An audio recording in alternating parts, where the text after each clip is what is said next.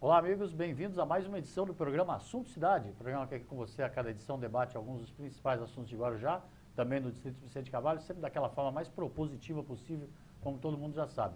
Como sabe também que a gente sempre recebe um convidado, uma pessoa que se destaca na sua área de atuação, que nos ajuda a desenvolver o tema ou os temas do programa. Hoje, com muita honra aqui, que vou matando a saudade de um amigo, um dos meus prediletos amigos, graças a Deus, aqui na política de Guarujá, professor Cândido Garcia Alonso, diretor de escola e, antes de mais nada, um educador. Obrigado pela presença. Valdir, mais uma vez, eu que tenho que agradecer essa oportunidade. Você é uma pessoa ímpar, você sabe disso, que eu te respeito como jornalista, pela maneira, inclusive, como você conduz todos os debates, na medida possível, sempre dando oportunidade para o contraditório, para todas as partes se manifestarem. Eu acho que isso é importante na figura do jornalista e de um programa sério. Por isso que eu tenho o prazer de vir conversar com você, que eu acho que é uma conversa, um diálogo. Tá certo. Conversa que a gente teve várias vezes durante o seu mandato como vereador e depois também nas suas passagens lá pela prefeitura. Dá um pouquinho de saudade da mosquinha da política? Já está com saudade da política? Olha, eu costumo dizer que existem coisas que a gente é vocacionado, que a gente é chamado para atuar. Eu gosto de sala de aula, eu gosto da educação, eu gosto de ser diretor de escola, mas eu também gosto da política, seja dela política partidária, como da política no sentido mais amplo, mais geral, de debater, de discutir os problemas que envolvem a nossa cidade, a nossa comunidade, e tentar contribuir com a minha pouca experiência, com o meu pouco conhecimento, para conseguir melhorar as condições da nossa sociedade. O mandato que você ocupou de quando a quando? Eu fui vereador de 2009 até 2012. Que foi o primeiro começo do governo Antonieta. Isso. Aí depois, 2013 até agosto, final de agosto de 2015, fui secretário de Relações Institucionais na gestão do prefeito Antonieta, e depois eu saí em 2015 da administração. Em 2016 eu deixei de ser filiado inclusive ao PMDB, na época que estava comandando a cidade, e hoje, por enquanto, estou filiado ao PSD. Não dá para a gente fugir de um assunto, que pese a gente, até te convidei para a gente falar sobre essas questões todas que estão pontuando aí, a educação, talvez até com um pouco de retrocesso, mas não dá para a gente fugir, pelo menos um pouquinho do assunto, que é esse último escândalo da política de Guarujá, inclusive levando Guarujá mais uma vez às manchetes nacionais aí por conta desse mal que assola a nação aí, que é a corrupção, né? Você acompanhou tudo isso? Tenho acompanhado tudo isso, inclusive dos jornais locais do Guarujá. Se não me falha a memória, salvo engano, acho que o jornal Assunto Cidade foi o único jornal que na última semana tocou no assunto e trouxe, inclusive, como manchete, né, a questão da repercussão, o que isso pode significar para a política local. Já que nesse escândalo da Codesp, nesse caso de corrupção que está sendo apurado atualmente pela Polícia Federal, existem pessoas que têm uma vida política, uma história política em nossa cidade. Alguns com mandatos, alguns sem mandato, mas que, querendo ou não, dá um desdobramento negativo para a política da cidade. E o que a gente tem que esperar é aguardar para ver o que vai ser, ou quais serão esses desdobramentos.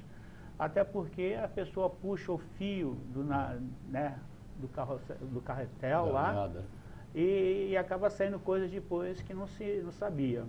Então, eu torço para que a Polícia Federal possa ser rápida e ágil nas investigações, que aqueles que efetivamente tiverem culpa no cartório possam ser punidos. Tá? Com amplo direito de defesa, logicamente, na fase de investigação. Essa é uma coisa, volto a frisar, eu sou uma pessoa que quem me conhece sabe que eu sou democrata, que sou uma pessoa que respeita a lei, que entende que a lei, acima de tudo, deve ser preservada. O direito de defesa, eu não posso, entre as, condenar A, B ou C, porque A, B ou C estão agora respondendo a algum processo. A gente tem que aguardar o desenrolar do processo, até para depois verificar se corresponde ou não. Para os democratas, o contraditório está sempre implícito, né? Com certeza. Até porque, às vezes, os processos são abertos para apurar possíveis situações e no frigir dos ovos se percebe que não tem nada. Eu vou dar um exemplo, Valdir. Em 2012, quando eu saí candidato à reeleição, o Ministério Público entrou com uma ação de improbidade administrativa e enriquecimento ilícito e colocou todos os vereadores, praticamente da Baixada, como possíveis réus. E cobrou de todos aqueles que ocupavam cargo de vereador e foram para a reeleição, que prestassem os devidos esclarecimentos. Eu tranquilamente, eu apresentei minhas contas, meu imposto de renda de 2007 até 2013, eu demonstrando que não houve nenhuma variação patrimonial, que o que eu tinha era condizente com o meu trabalho de diretor de escola, com o meu trabalho de professor, e aí eu fui tirado fora do processo. Se você tivesse seguido a carreira de churrasqueiro, como já te sugeri várias vezes, você talvez já tivesse milionário. Se eu tivesse outras pessoas que, como você, de vez em quando me convidassem para participar de eventos, com certeza eu seria. Mas se por acaso você viajou esse final de semana, estava em Marte na semana passada, alguma coisa assim, só para informar, a Polícia Federal prendeu o presidente da Codesp, José Alex Oliva, alguns outros diretores da empresa também, e uma figura bastante conhecida aqui da política de Guarujá, que é o Carlos de Souza, famoso, conhecido como Carlinhos, que foi flagrado justamente num vídeo, contando detalhes de um processo que poderia estar sendo fraudado lá na Codesp.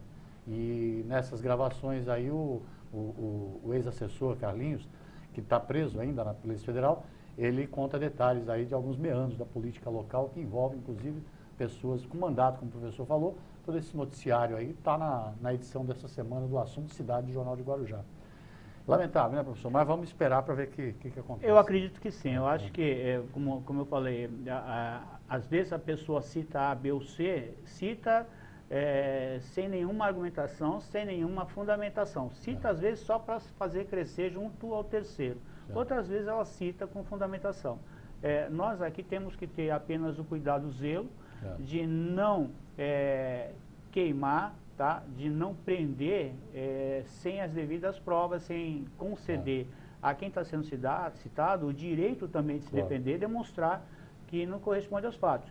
Teve alguns que já vieram a público, já se manifestaram, inclusive quando saiu essa reportagem, primeira, se não me falha a memória, em 2016, que foi um vídeo que saiu, teve, na época, pessoas citadas que entraram, inclusive, fazendo um boletim de ocorrência. Contra a gravação. Contra a gravação, contra a inclusão do seu nome. Então, são situações que devem ser pesadas, devem ser ponderadas para que não se faça um pré-julgamento. Exatamente. Tá? Até porque todo pré-julgamento ele pode levar ao erro e depois não tem volta. A primeira versão é que fica, né, como dizem. Tinha um ditado que dizia que o ato, quando ele é espalhado, é que nem um travesseiro de plumas que você sobe no alto do monte e espalha. Depois, para recolher as plumagens, você não recolhe todas. Então, em que pese que eu consiga falar com você e você entender, muitos outros que ouviram-nos aqui podem continuar pensando que o indivíduo é um calhorda, é um safado, é um sem vergonha, quando na realidade não é. Essa história do travesseiro é a história é a lenda da fofoca, né? É a lenda da fofoca, é a lenda que já fez, inclusive, inocentes serem vitimizados. Espalhar é fácil, recolher cada uma que você espalhou é difícil. Lembre-se daquela mulher no Morrinhos que acabou sendo morta por conta de uma fofoca, por conta de uma notícia que foi dada na época e que acabou sendo vítima de uma ação. Então a gente tem que tomar muito cuidado, muitas vezes, principalmente nós, eu diria, eu enquanto educador, você enquanto jornalista, quando apresentamos os fatos, de modo que eles sejam imparciais, que eles possam fazer uma leitura da realidade nesse momento, mas com cuidado de juízo de valor, porque no juízo de valor a gente pode estar condenando inocentes e inocentando culpados. Exatamente. Bom, nós vamos entrar num outro assunto que até me motivou bastante e me motivou bastante a usar aqui o Assunto Cidade, o programa, o jornal,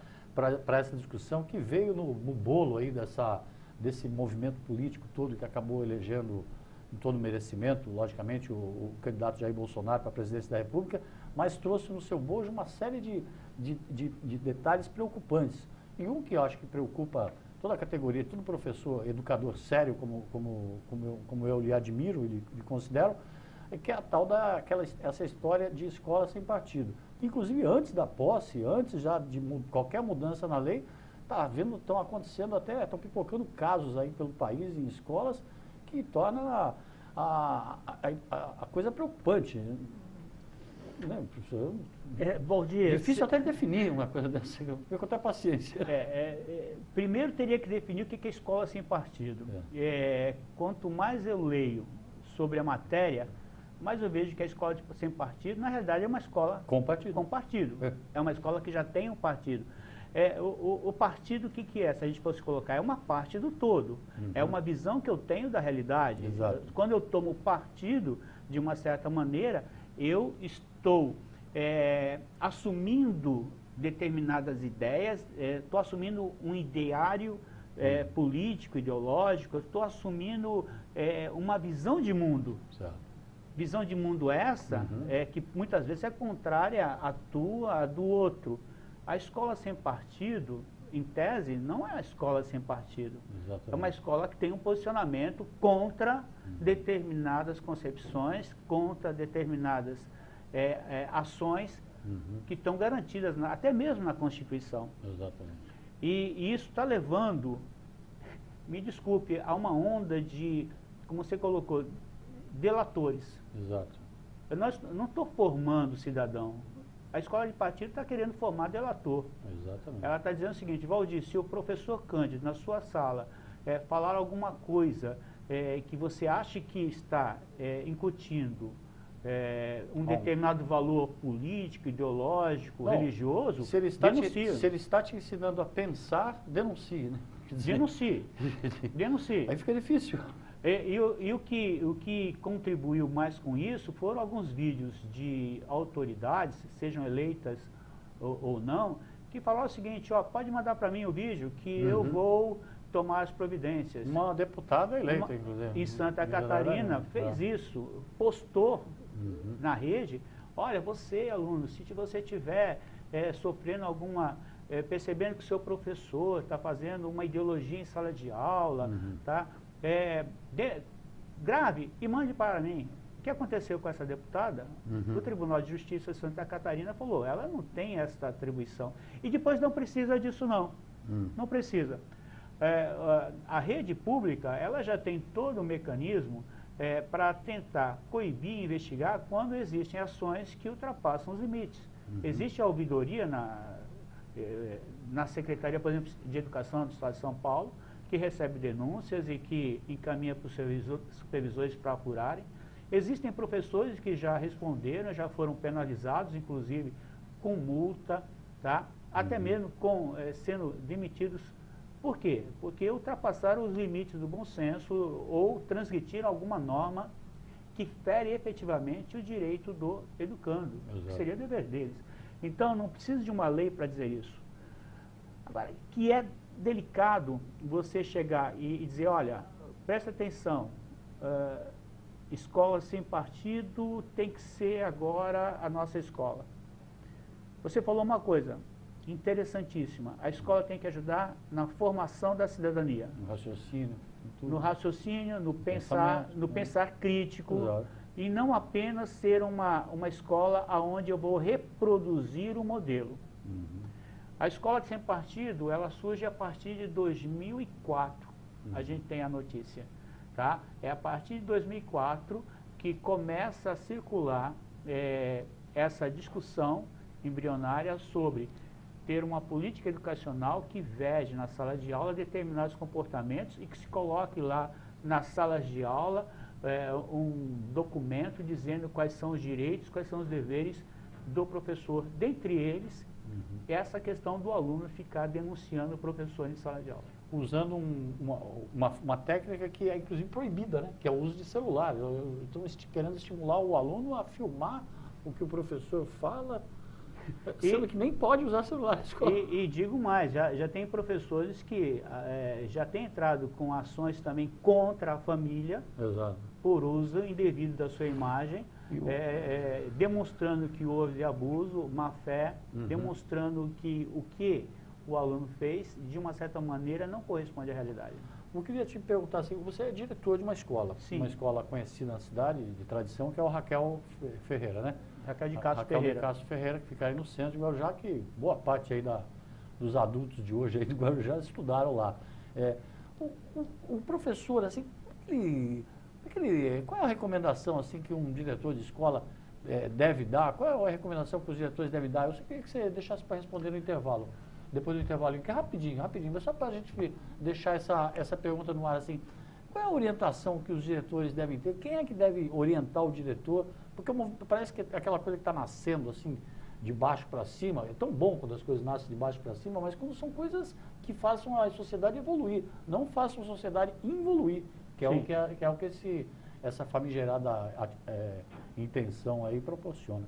Vamos depois do intervalo? Rapidinho. Com certeza. O programa Sociedade vai fazer o intervalo, mas antes eu vou pedir para o Fábio colocar na tela, rapidamente, até o professor Cândido citou aí, de uma maneira bastante gentil, a capa dessa edição do Assunto Cidade, o Jornal de Guarujá, toda sexta-feira nas redes sociais, aos sábados nas ruas, sempre fazendo aí há 13, 14 anos uma leitura apurada aí da cena política da cidade. Nessa semana passada não poderia ser diferente, essa ação da Polícia Federal que trouxe reflexos aí na política de Guarujá. O programa Assunto Cidade, o Jornal Assunto Cidade, como eu falei, toda sexta-feira nas ruas, nas redes sociais, sábado nas ruas, o programa Assunto Cidade diariamente aqui na televisão, graças aí ao apoio firme e constante dos nossos patrocinadores, a quem eu faço questão sempre de agradecer pessoalmente. O Assunto Cidade volta já já.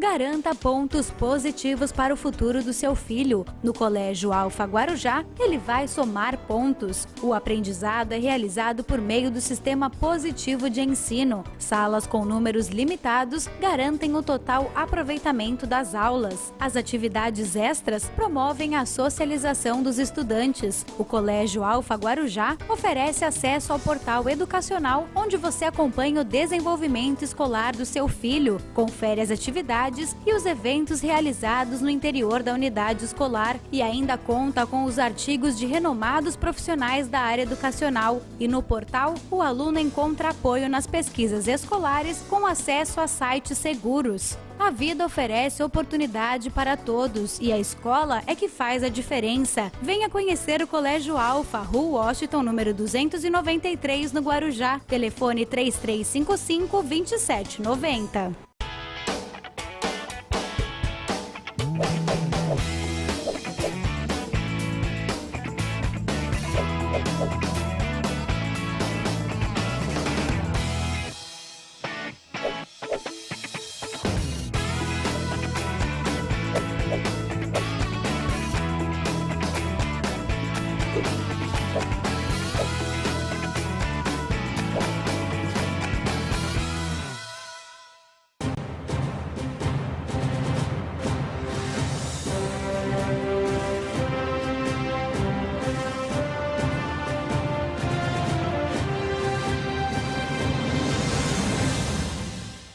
Muito bem, voltamos para mais um bloco do programa Assunto Cidade, hoje entrevistando o professor Cândido Garcia Alonso, ele que é também diretor da escola Raquel de Castro Ferreira e foi vereador, secretário municipal. No começo nós até falamos aí sobre esse chato desse escândalo político aí que levou o presidente da CODESP e alguns assessores à prisão, inclusive um ex-assessor aqui, ex-secretário da Câmara Municipal, Carlos de Souza.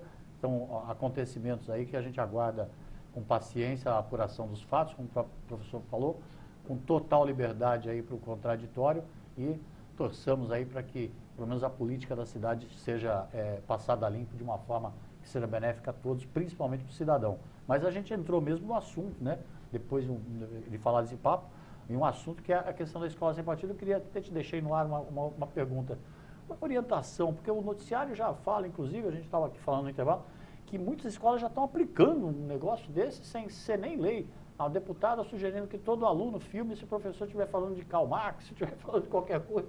Quer dizer, qual é a orientação que como que o diretor age nesse caso? Houve alguma orientação por parte da Secretaria de Estado? O diretor pode orientar os alunos, os professores no tocante a isso? Porque tem a impressão que o professor vai haver uma caça às bruxas e a bruxa, no caso, é o professor. Valdir, eu te digo pela experiência de 20 anos de diretor de escola e 35 anos no magistério. Nesses 35 anos, como professor de filosofia, como coordenador pedagógico, como diretor de escola. A primeira coisa, Quando comecei como professor de filosofia, não tinha aquela responsabilidade do governo, falar assim, você vai ter que falar isso, falar aquilo. Eu sabia quais eram os conteúdos que eram pertinentes. Formado que foi para isso. Eu fui formado em filosofia, quer dizer, fiz a faculdade de filosofia, depois fiz pedagogia, fiz 5 anos de direito, então a gente tem uma noção mais ou menos daquilo que a gente vai trabalhar em sala de aula.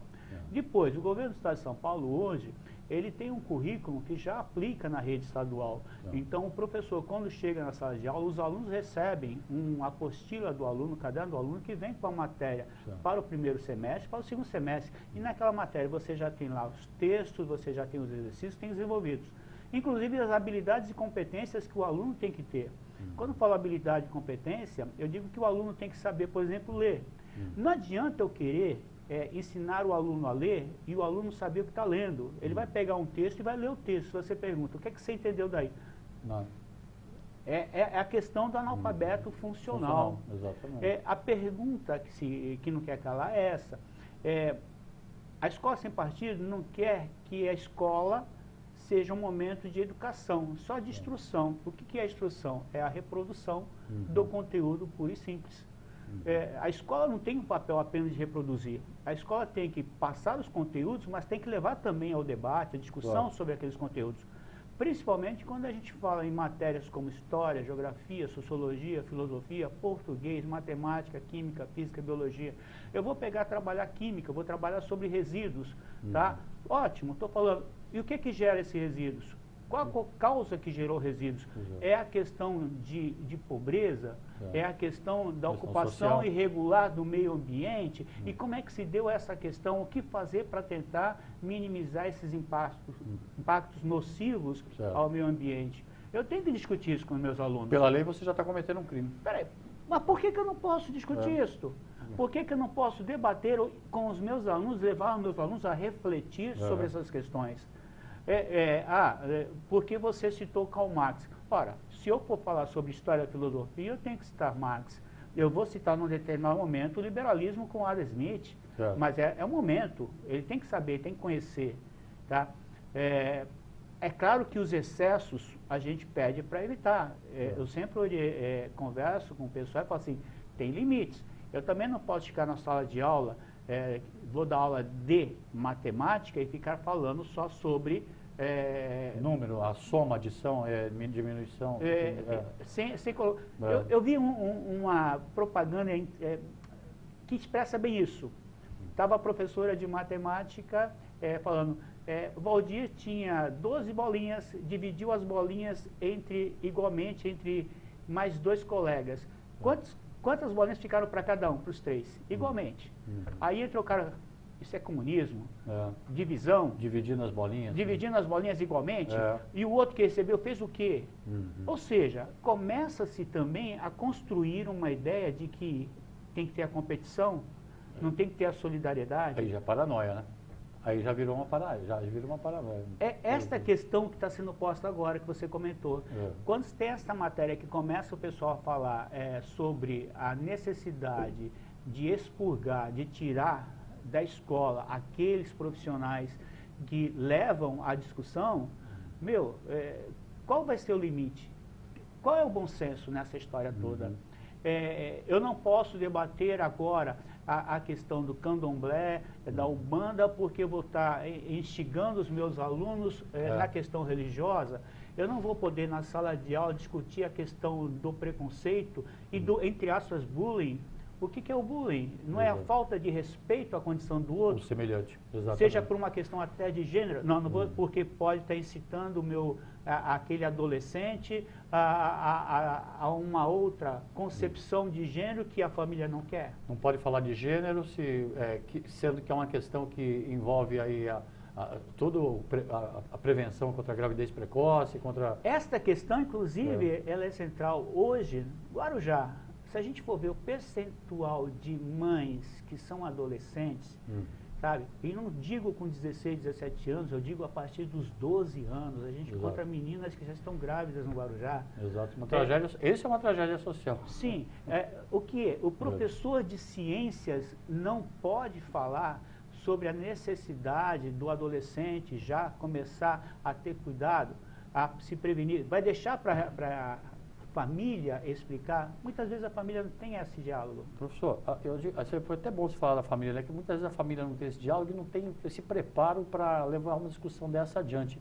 O que existe de concreto hoje em nível de APOESP, ou outros sindicatos envolvidos aí, ou até alguns outros órgãos colegiados aí de professores, para levar para fazer uma frente contra isso? Olha, Valdir, o que eu posso te falar é o seguinte: todos os educadores que têm a clareza do seu papel social enquanto educador, os sindicatos que representam todas as categorias, não só dos professores, dos diretores, dos supervisores, bem como aqueles que têm uma concepção de que direito adquirido não pode ser perdido, e o direito de cátedra, o direito de poder estar lecionando e durante a minha aula eu poder estar manifestando, inclusive, meu posicionamento. Você ganhou esse direito com o teu diploma. Eu ganhei meu direito com o meu diploma, com o meu concurso, com a prova que eu fiz, ou seja, demonstrando que eu estou apto para isso.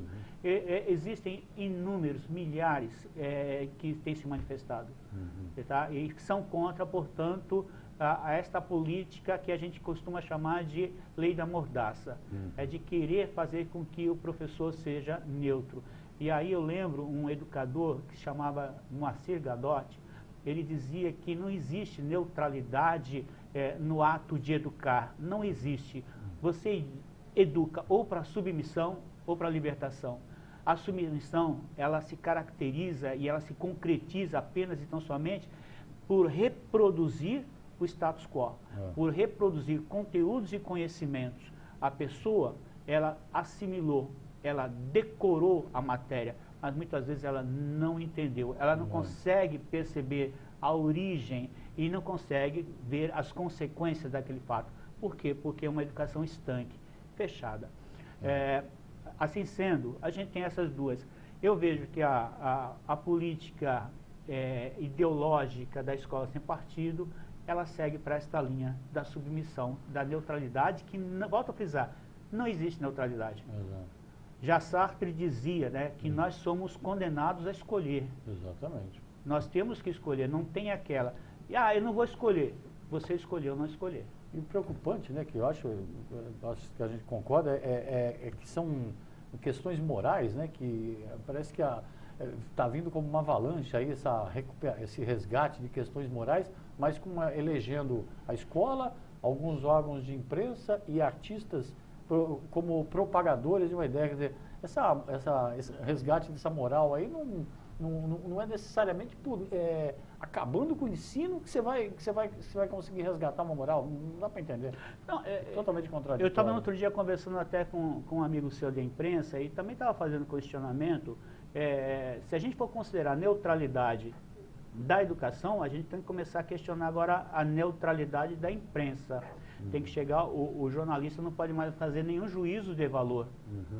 Não pode se posicionar mais, o jornalista só tem que fazer juízo de fato, só tem que descrever a matéria, a notícia, sem fazer nenhum juízo de valor sobre ela. Tá? Aí a gente vai partir para onde? Para a igreja.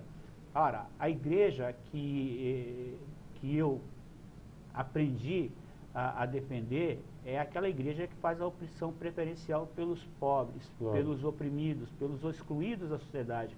Essa igreja não vai denunciar, portanto, todos os mecanismos que levam à opressão, todos os mecanismos que geram esta pobreza, que geram esta miserabilidade das pessoas.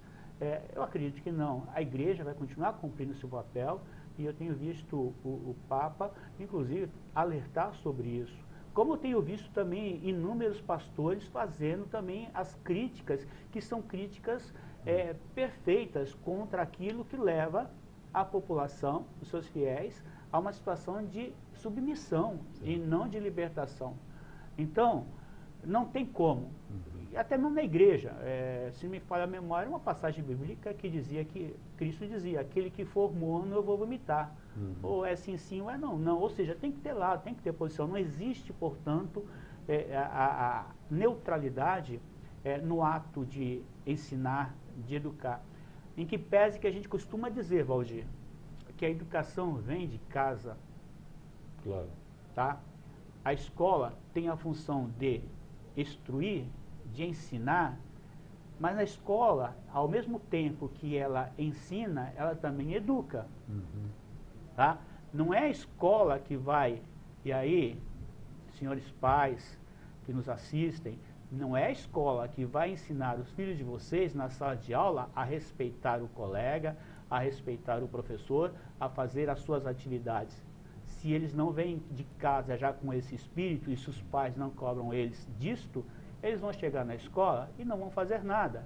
E quando chamados à atenção, ainda vão achar que estão sendo perseguidos e pressionados.